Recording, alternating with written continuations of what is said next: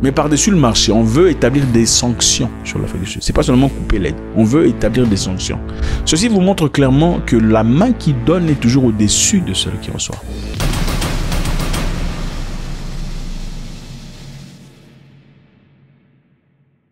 Uhuru Kenyatta, ex-président du Kenya, un homme qui a été très influent dans son pays, a fait un petit discours très intéressant, suivant. I saw some people the other day crying, oh, I don't know, Trump has removed money. He said he's not giving us any more money. Watu wanalia. Why are you crying? It's not your government, it's not your country.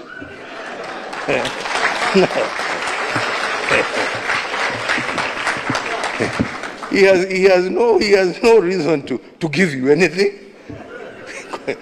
I mean, hey, you don't pay taxes in America. He is appealing to his people. Shauri yenu bana. This is a wake-up call for you to say, okay, what are we going to do to help ourselves?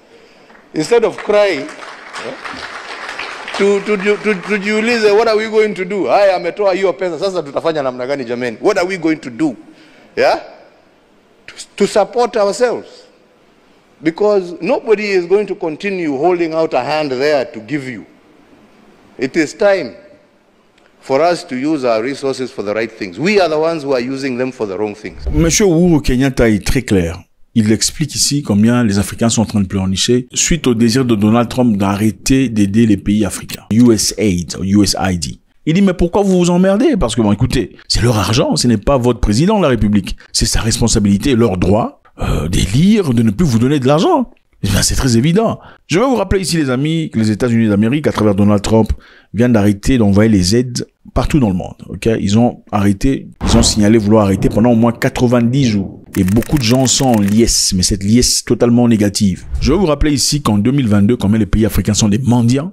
Chaque pays africain a reçu des États-Unis de 125 millions de dollars à 500 millions de dollars. Chaque pays africain a reçu de 125 millions à 500 millions de dollars. Mais vous vous permettez de partir aux Nations Unies et voter pour la Russie. Mais vous êtes malade. Vous vous permettez de partir voter contre les États-Unis d'Amérique, grand pays. Attendez, je vous donne de l'argent, ça vous crée des emplois, ça vous crée des opportunités, ça vous donne de ARV et vous vous permettez d'aller voter pour la Russie. Et vous pensez que je veux vous regarder au nom de la dignité et la gentillesse, la sympathie? Donald Trump a élu d'arrêter temporairement, ok, l'aide qu'on donne aux pays étrangers, pour essayer d'évaluer qui sont ces pays qui sont en bonne communication ou qui soutiennent le foreign policy, la politique étrangère des États-Unis. Donc, si vous soutenez ma politique étrangère, manifestement, je vous donne de l'argent. Si vous ne le faites pas, dans ce cas, ça sert à rien de vous donner de l'argent. Attendez, c'est simple. Vous avez un enfant dans votre maison, un enfant qui ne vous appartient pas. C'est un enfant du voisin ou d'un monsieur décédé quelque part. Par générosité, vous prenez l'enfant, vous l'envoyez à l'école. Vous payez ses minervales et tous ses ustensiles scolaires, vous donnez. Sans difficulté. L'enfant, quelquefois, a besoin de chaussures. Vous l'emmenez quelque part pour acheter des chaussures. Ok? Besoin de t-shirts. Vous faites voilà. Mais finalement, l'enfant, un jour, te dit, non, ne me parle pas comme ça. L'enfant t'adresse la parole disant, ne me parle pas comme ça. Tu n'es pas mon père ou tu n'es pas ma mère. Vous faites quoi? Vous continuez à payer les... Évidemment, ça devient compliqué. C'est vrai qu'il y a certaines personnes qui continueront. D'autres personnes diront, attends, j'arrête. Si je suis pas ton père dans ce cas, tu prends soin de toi. C'est exactement ce qui se passe avec les États-Unis d'Amérique.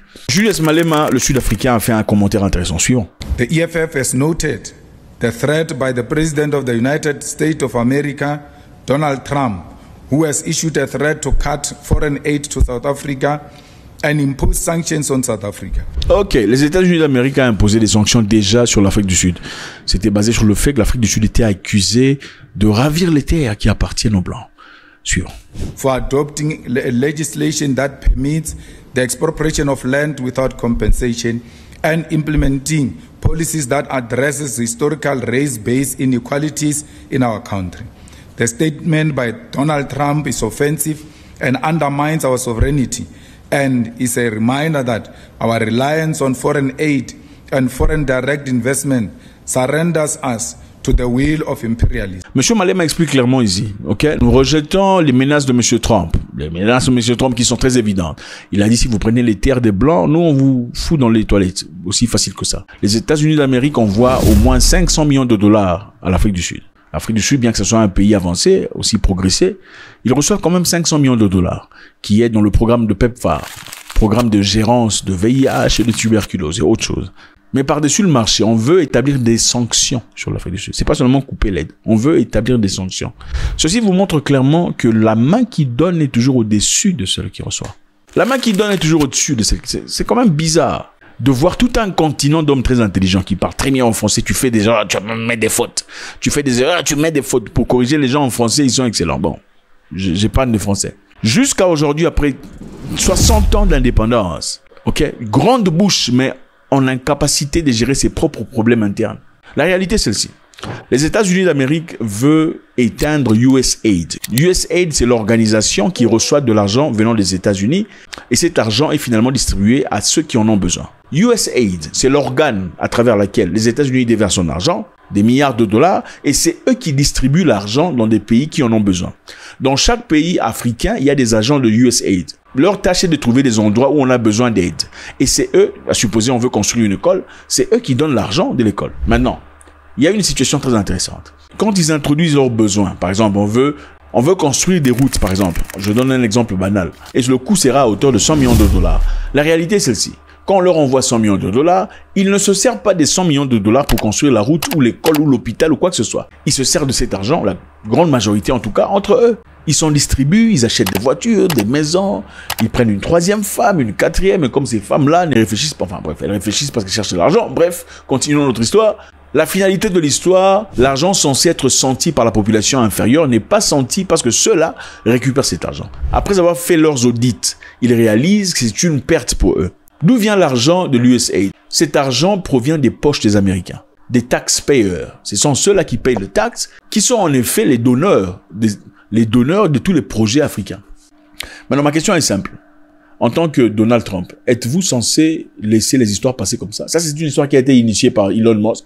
C'est lui qui dit qu'il faut arrêter. Suivons ce qu'ils ont à dire. USAID, run by radical lunatics, and we're getting them out, and then we'll make a decision. If you've got an apple that's got a worm in it, maybe you can take the worm out. But if you've got actually just a ball of worms, it's hopeless. And USAID is a ball of worms. Mm-hmm. There is no apple. And when there is no apple, you've just got to basically get rid of the whole thing. USAID has long strayed from its mission to effectively and efficiently administer aid to advance American interests.